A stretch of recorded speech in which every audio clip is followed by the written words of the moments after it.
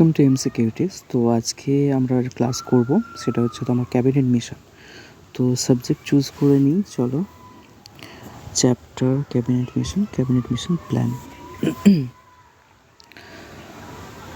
তো দেখো, প্রথম কোশ্চেন এসছে, what was the total number of seats in the constituent assembly as per the cabinet mission plan. তো আমরা যদি এটাকে বেঙ্গলিতেও দেখতে চাই, দেখো ক্যাবিনেট মিশন প্ল্যান অনুযায়ী গণপরিষদের মোট আসন সংখ্যা কত ছিল, সেটা হচ্ছে 389। দেখো এখানে হচ্ছে ক্যাবিনেট মিশন প্ল্যানে নির্বাচিত আর মনোনীত সদস্য সহ গণপরিষদে মোট 389 আসনের প্রস্তাব করা হয়েছে। অর্থাৎ নির্বাচিত প্লাস মনোনীত দুটোই, মানে দুটো মিলে 389টি আসনের প্রস্তাব করা হয়েছিল। তারপরে কোশ্চেন দেখো, how many elected members represented British India in the constituent assembly. ঠিক আছে, তো এটাকে বেঙ্গলিতে দেখো, গণপরিষদে কতজন নির্বাচিত সদস্য ব্রিটিশ ভারতের প্রতিনিধিত্ব করেছিলেন। নির্বাচিত সদস্য, ঠিক আছে, সেটা হচ্ছে 296 জন। দেখো মোট 389টি আসনের মধ্যে 296 জন নির্বাচিত সদস্য ছিলেন ব্রিটিশ ভারতের প্রতিনিধিত্বকারী, ঠিক আছে। তারপরের কোশ্চেন দেখো, out of the 296 elected members of British India, how many came from governors provinces? ঠিক আছে, বলছে ব্রিটিশ ভারতের 296 জন নির্বাচিত সদস্যের মধ্যে কতজন গভর্নরের প্রদেশ থেকে এসেছিলেন। কারণ আমরা দেখেছি 389টা আসনের মধ্যে 296 জন হচ্ছে নির্বাচিত সদস্য, এবং নির্বাচিত সদস্যের মধ্যে কতজন ছিল যারা হচ্ছে গভর্নরের প্রদেশ থেকে এসেছিলেন, ঠিক আছে, সেটা হচ্ছে 292 জন। ঠিক আছে, এই দেখো গভর্নরের প্রদেশগুলি থেকে 292 জন সদস্য এসেছেন, যার মধ্যে মোট কতগুলো প্রদেশ ছিল, অন্তর্ভুক্ত ছিল 11টা প্রদেশ। ঠিক আছে, চলো next question, how many governors provinces were included in the cabinet mission plan arrangement. ঠিক আছে, বলছে ক্যাবিনেট মিশন প্ল্যান ব্যবস্থায় কতটি গভর্নরের প্রদেশ অন্তর্ভুক্ত ছিল। দেখো আগের এক্সপ্লেনেশনে বলেই দিয়েছিল যে টোটাল 11টা প্রদেশ ছিল। তো চলো 11টায় ক্লিক করি। দেখো বলছে গণপরিষদের নির্বাচিত সদস্যের অবদান রাখার জন্য 11টি গভর্নরের প্রদেশ ছিল। ঠিক আছে, চলো next question, how many members came from chief commissioners provinces under the cabinet mission plan. ঠিক আছে, তো এটা বলছে তোমার ক্যাবিনেট মিশন প্ল্যানের অধীনে চিফ কমিশনার প্রদেশ থেকে তাহলে কতজন এর সদস্য এসেছিলেন, সেটা হচ্ছে 4 জন। দেখো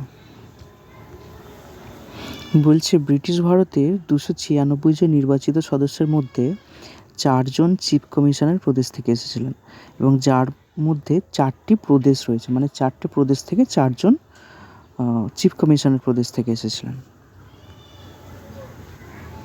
তারপর এটা বলছে how many nominated members represented the princely states in the constituent assembly. তো এটা বলছে গণপরিষদে কতজন মনোনীত সদস্য প্রিন্সলি স্টেটের প্রতিনিধিত্ব করেছিলেন। প্রিন্সলি স্টেটের প্রতিনিধিত্ব করেছিলেন গণপরিষদে, সেটা হচ্ছে 93 জন।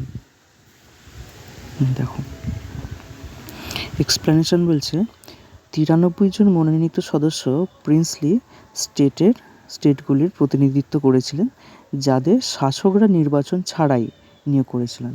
মানে এই প্রিন্সলি স্টেটে তাদের মানে নির্বাচন ছাড়াই তাদেরকে নিয়োগ করেছিলেন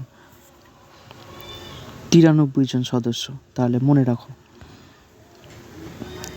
বলছে why were members from the princely states nominated and not elected.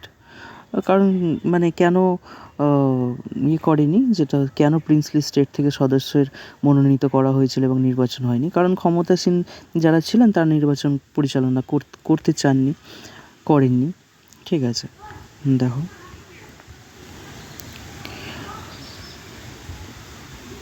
Princely স্টেটগুলো নির্বাচন করেননি। Under the cabinet mission plan, seats in each British province were to be divided among which three principal communities? ঠিক আছে, বলছে cabinet mission প্ল্যানের অধীনে প্রতিটি British প্রদেশের আসন কোন তিনটি প্রধান সম্প্রদায়ের মধ্যে ভাগ করা হয়েছিল? সেটা হচ্ছে মুসলিম, শিখ আর জেনারেল। ঠিক আছে, দেখো এই পরিকল্পনায় প্রতিনিধিত্বের জন্য মুসলিম, শিখ এবং সাধারণ বা জেনারেল বিভাগের মধ্যে আসন ভাগ করা হয়েছিল। দেখো, according to cabinet mission plan, how was the population to seat ratio fixed? ঠিক আছে, বলছে তোমার ক্যাবিনেট মিশন প্ল্যান অনুসারে জনসংখ্যা থেকে আসন অনুপাত কীভাবে নির্ধারণ করা হয়েছিল, যেটা হচ্ছে 1 মিলিয়ন জনসংখ্যা প্রতি একটা করে আসন। ঠিক আছে, দেখো প্রতি 1 মিলিয়ন জনসংখ্যার জন্য একটি আসনের ভিত্তিতে প্রতিনিধিত্ব করা হয়েছিল। ঠিক আছে, দেখো তারপর এটা বলছে the composition of assembly under the cabinet mission plan was, এটা বলছে ক্যাবিনেট মিশনের প্ল্যানের অধীনে বিধানসভার গঠন ছিল সম্পূর্ণ মনোনীত, সম্পূর্ণ নির্বাচিত, আংশিক নির্বাচিত এবং আংশিক মনোনীত, সম্পূর্ণ মনোনীত, সম্পূর্ণরূপে ব্রিটিশ দ্বারা নির্বাচিত। তো দেখো এটা আংশিক নির্বাচিত এবং আংশিক মনোনীত।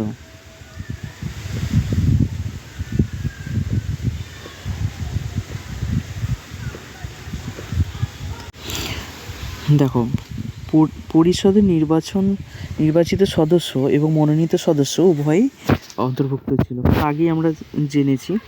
ঠিক আছে, নেক্সট কোশ্চেন হচ্ছে which method of election was used under the cabinet mission plan for indirect election? ঠিক আছে, বলছে পরোক্ষ নির্বাচনের জন্য ক্যাবিনেট মিশন প্ল্যানের অধীনে নির্বাচনের কোন পদ্ধতি ব্যবহার করা হয়েছিল? সেটা হচ্ছে একক হস্তান্তরযোগ্য ভোটের সাথে আনুপাতিক প্রতিনিধিত্ব। ঠিক আছে, মানে বিষয়টা হচ্ছে তোমার বলছে নির্বাচনগুলি পরোক্ষ ছিল এবং অনুপাতমূলক প্রতিনিধিত্ব প্লাস একক হস্তান্তরযোগ্য ভোটের পদ্ধতি অনুসরণ করেছিল। ঠিক আছে, দেখো নেক্সট কোয়েশ্চেন হচ্ছে in which months were the elections to the constituent assembly held? ঠিক আছে, বলছে তোমার কোন মাসে গণপরিষদ অনুষ্ঠিত হয়েছিল? সেটা হচ্ছে জুলাই আগস্ট 1946, এটা সবাই জানে। ঠিক আছে, দেখো elections were conducted between July and August 1946। তো বলছে which party secure the majority in the constituent assembly elections of 1946? বলছে কোন পার্টি 1946 সালের গণপরিষদ নির্বাচনে কোন দল সংখ্যাগরিষ্ঠতা লাভ করে? সেটা হচ্ছে কংগ্রেস। এবং এখানে হচ্ছে তোমার জাতীয় কংগ্রেস 208টি আসন নিয়ে সংখ্যাগরিষ্ঠতা পেয়েছিল। দেখো নেক্সট কোশ্চেন বলছে how many seats did the Muslim League win in the 1946 constituent assembly elections? ঠিক আছে, বলছে 1946 সালের গণপরিষদ নির্বাচন মুসলিম লীগ কতটি আসন জয়লাভ করেছিল? মুসলিম লীগ পেয়েছিল 73, টোটাল 73টা আসন। ঠিক আছে, আচ্ছা নেক্সট কোশ্চেন বলছে how many seats were won by independent candidates in the 1946 Constituent Assembly elections? তোমার হচ্ছে ইন্ডিপেন্ডেন্ট মানে যারা স্বতন্ত্র প্রার্থী যারা ছিল, মানে 1946 সালের গণপরিষদ নির্বাচনে স্বতন্ত্র প্রার্থীরা যারা ছিলেন তারা হচ্ছে কতগুলি সিট পেয়েছিল, তারা 15টা সিট পেয়েছিল। ঠিক আছে, তো তারপর নেক্সট কোয়েশ্চেন বলছে, what was the number of remaining seats in the constituent assembly after the Muslim League boycott the partition. ঠিক আছে, মানে এটা খুবই গুরুত্বপূর্ণ কোয়েশ্চেন আর কি। মুসলিম লীগের বয়কট ও দেশভাগের পর গণপরিষদে অবশিষ্ট আসনের সংখ্যা কত ছিল? ঠিক আছে, তো অবশিষ্ট আসন তোমাদের কত ছিল তোমরা কমেন্টে জানিয়ে দাও। ঠিক আছে, তো আজকের মতো ভিডিও আমরা এখানে ক্লোজ করলাম। তো পরের ভিডিওতে আমরা পরের টপিকটা ধরে আলোচনা করব। Thank you.